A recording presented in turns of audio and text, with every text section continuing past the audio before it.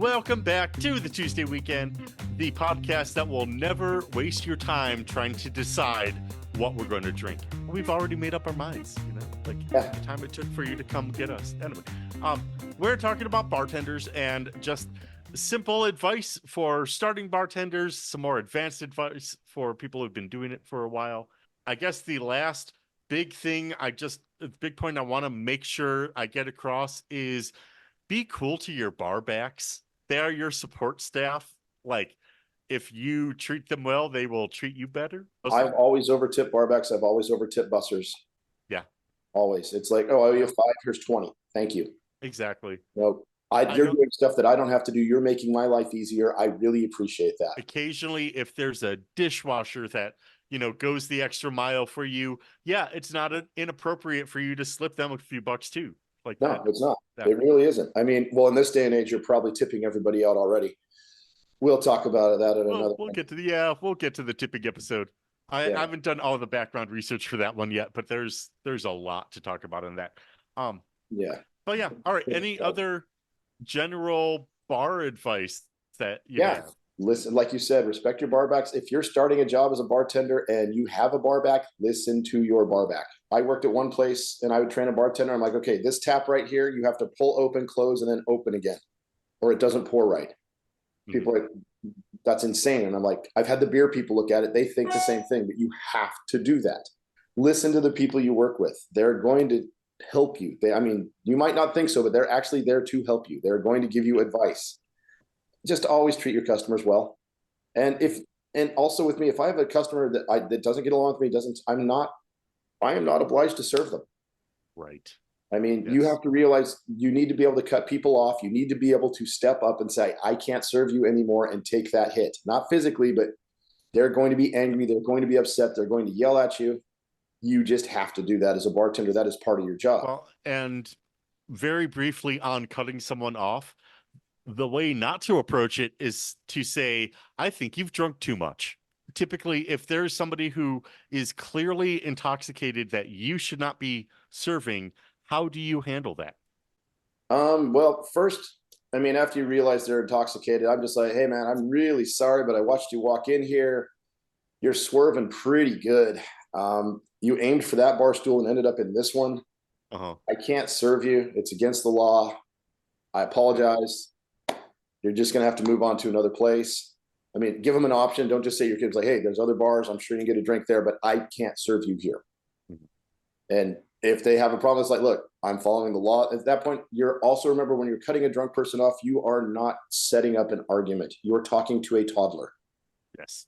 The easiest way is like, I can't serve you. Why not? You've had too much to drink. And they're like, oh, how do you know? And I'm like, it doesn't matter. I can't serve you. There's no argument here. I'm not serving you. You're going to have to leave. Because a reasonable person would think I am over serving you if I give you another drink right now. Correct. And that is the standard of law in many places in this country. By law, if you're on my premises drunk in about 95% of the states in this country, I am now responsible for you. If I serve you and you stay, that liability is just going to go up because you're not going to get more sober. You're going to get more drunk. Like if you offer them water, you're responsible. You give them food and they're there, you're responsible. And if they get pulled over saying, well, I was at this place, then they're going to come back and come down on you hard. And now that is one very major difference between Nevada and the states around me is Nevada is one of those states where as a bartender, as long as you are not serving a minor, mm-hmm. That's a whole different can of worms. Don't do that. But if you overserve an adult, they are still responsible for their actions. And again, that is different with Nevada than, as I said, basically most of the other states in the Western U.S. Yeah, that is very different. And also, just mine, I can at least say, hey, just go to your room. You're in the hotel, just go up to your room. Just go upstairs. Well, I want a beer. And go to 7-Eleven and buy some beer and go up to your room, but I can't serve you. Or, it's time to get the Uber. It's time to.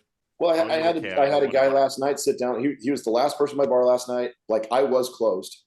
He's like, hey man, can I just get it looks like you're closed. And I'm like, yeah, I'm done pretty much. And he's like, can I just get a quick beer? And I'm like, I got to do some paperwork. Sure. But yeah, I'll get you a quick beer. He's like, oh, well, what do you, I'm like, no, here's the beer you're going to drink.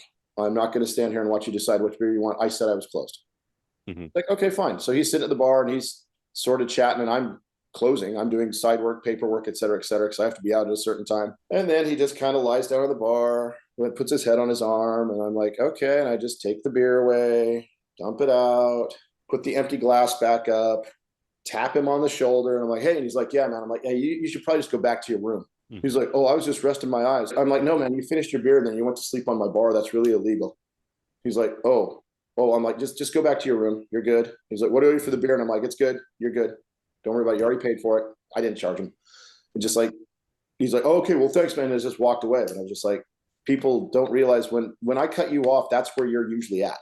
When I look at you and I'm like, okay, I don't want to be responsible for you walking around in public right now. That will cause problems. Absolutely. You just get to that point, and it's the thing. I mean, but as a new bartender, you do have to cut people off.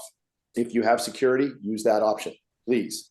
You shouldn't. I mean, I've worked enough places where I've had to come around the bar and physically escort people out of the room.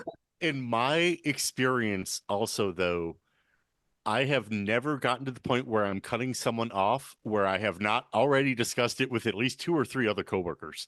Oh, And I always get the manager involved. I just walk to a manager. I'm like, hey, I got to cut this guy off. If you want to come and observe, I appreciate it. Exactly. Because as soon as the manager's there, they're always going to be like, well, I want to talk to your manager. And the manager's like, yeah, I'm right here, and my bartender's cutting you off, and I back him 100%. Yeah. You need to leave. I have, even as the manager said, I am not here to disagree with my bartender on this regard. Yeah. So yeah, like that's if she thinks you need to be cut off, you need to be cut off. On the flip side, I've had managers who just couldn't do that and would throw me under the bus. Yeah. I had 2 guys one night in on a super busy night, and one guy was hammered and one guy was sober. I'm like, okay, fine. So I'm pouring the guy's drink. He ordered Tanqueray on the rocks, which is telling you, yeah, you're here to play. Yeah. And right. I finished pouring his drink, and he shouts across a crowded restaurant of families, more fucking Tanqueray. And I'm like, yeah. And I hold up his glass and I pour it out, and I walk around to the table, and I'm like, okay, sir, I can't serve you anything. You have to leave. And then his friend is like, well, I'm sober. And I'm like, I'm more mad at you because you know he's drunk. And the drunk guy's like, I'm sorry. And I'm like, you know he's drunk, but you brought him in here anyway. You're both cut off. You both need to leave. Yeah. Well, I want to talk to a manager. Okay. And my manager was standing right there watching all this happen when the guy shouted across the room. She comes over and says, hey, I don't really see a problem. She's talking to him, and I can hear her because it's one table away.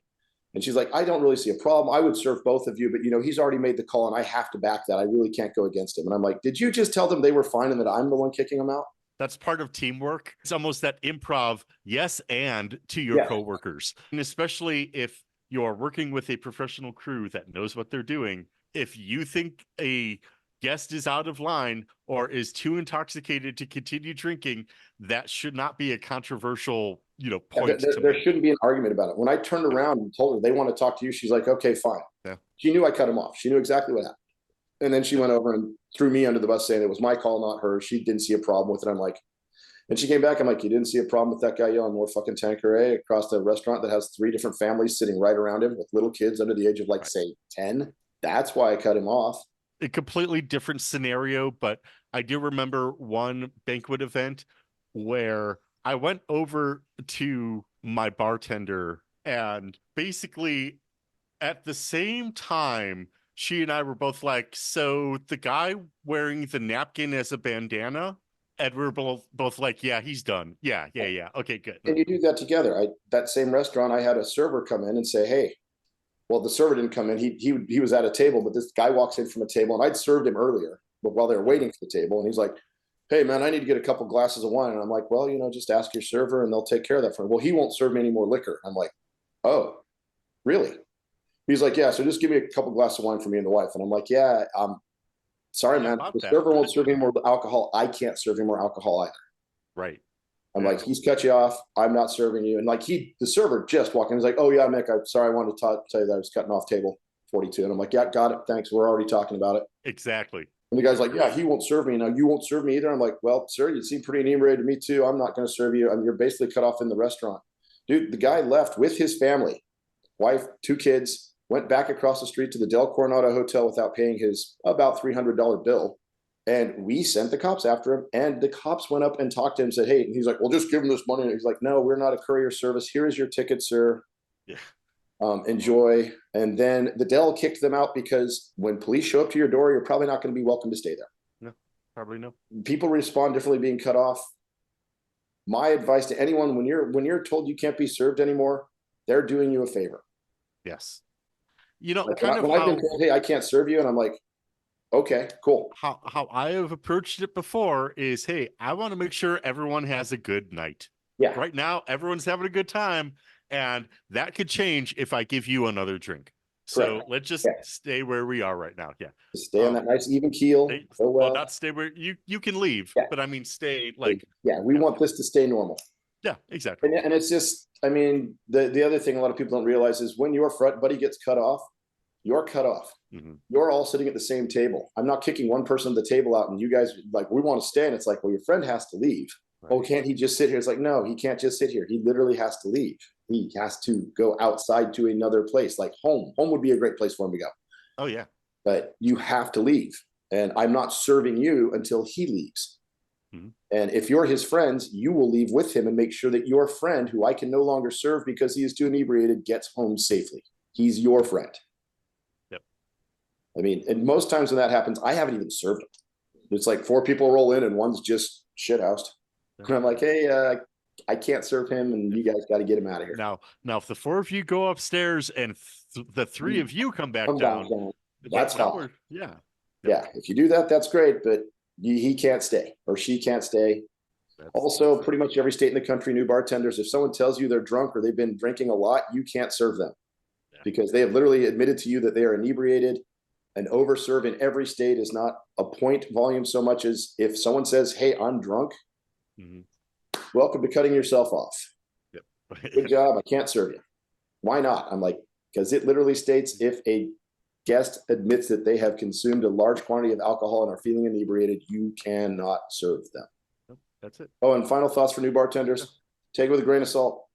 You know, there's good times, there's bad times, but you're going to be, it's always a learning experience. Pay attention to what's around you and learn. Yes. Be a sponge. Listen. If you're interested in making better cocktails, buy a book and read it. Ask your job if you can practice there to do stuff. Mm-hmm. It's a lot cheaper than buying all the liquor yourself and practicing at home. Yeah. Make your pours consistent. Easier on your liver too. Yes, absolutely. Make your pours consistent. Don't over pour. Don't make that super strong drink. Those drinks are designed with a certain amount of alcohol and a certain amount of mixer to taste good. If someone wants to get drunk, pour them a shot. Mm-hmm. They're like, oh, I want a strong cocktail. Great. Here's a shot of tequila. Enjoy. There you go. And secondarily, if someone says make it stronger, the first thing out of your mouth should be like, oh, you want a double. Yes. And if then they say no, I want a double. And not if, but when they say no, I want it stronger. It's like, well, that costs more money. If someone's tipping you great, you want to buy them a drink, buy them a drink. Buying them a drink is you taking out your credit card and buying them a drink. Yes. You've got a regular, it's not just, hey, I got this beer and not ringing it in. That's not buying a drink. That is stealing from where you work. That is stealing property. Exactly. Because that is not your beer to give away. Right. And it's not like you do it every time they come in. It's like, I'm going to go to a bar after this to watch the Buffalo game, and they'll probably buy me a round. Mm-hmm. And I'm not going to make a big deal out of it, but I always go in. I'm easy to wait on. I tip well. I'm friends with the people there. And sometimes they do, and sometimes they don't. I never know what's going to happen, and I don't expect it. Sure. So, but just if you want to be that bartender, remember, you're buying that round. You're not just handing it over. The place you work is where you get your money from. If that goes away, you don't get money. That's it. All right. Well, let's get to our restaurant shout outs for the week. And the bar that I'm going to shout out today in Madison, a city of bars, this is one that really does stand out. And that is the La Tigre Lounge, which has been there for 60 some years. But okay, I used to live across the street from the Red Shed, which is a dive bar. This is a swanky dive bar. This is the kitschy. It's illuminated in red lights. There's velvet paintings of tigers. It's just all tiger decor. My gay Uncle Jim would just love the place. So if you are in Madison and you want to just have a drink at really one of the coolest visually looking places you can walk into in the state of Wisconsin, I definitely recommend the La Tigre Lounge. With the La Tigre Lounge, I would want to open a bar next door to it called Blue Steel just to get the Zoolander connection going right there. I'm doing a shout out to a bar as well today. Is Bar One down here in Little Italy in San Diego. It is owned by Jimmy Barone, so the name is actually a play on his name. It's a great little sports bar. They've got all the packages. They've got solid to great bar food. They've got wings. They're called Wings a la Nick that are named after me that Anthony, their head guy, came up with, and he won't tell anybody the recipe, so you have to order them that way. But it's a great bar. I love going down there. The staff is good. The owners are great. Like I said, it's just a fun place. It's also being in San Diego, it's an open bar, so they've got like the outside patio just right there. You've always got the nice 70-degree weather. Good neighborhood bar as well, being in Little Italy. So good times. All right, sounds good. All right, well, that will do us for this week. I am Josh Hobson. That is Nick Parkin over there. The music that you hear was made by Andrew Smith. Deneen Oliver does all of the internet stuff. And yeah, that's about it for this week.